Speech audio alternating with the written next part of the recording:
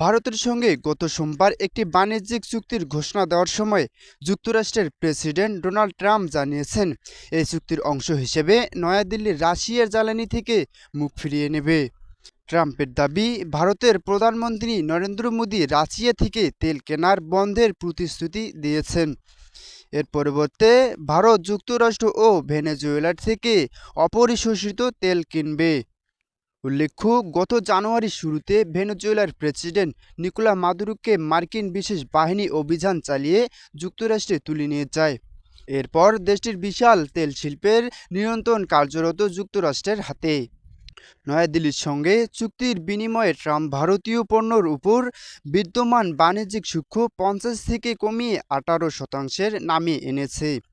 গত বছর ভারত রাশিয়া তেল কেনার শান্তি হিসাবে একই ৫০% শুল্কের অর্ধেক আরোপ করা হয়েছিল। হোয়াইট হাউসের মতে, রাশিয়া তেল কেনার মাধ্যমে মূলত ইউক্রেন যুদ্ধে রুশ প্রেসিডেন্ট ভ্লাদিমির পুতিনকে অর্থায়ন করেছে ভারত। শান্তরা অর্পণ, সমবেলা নিউজ।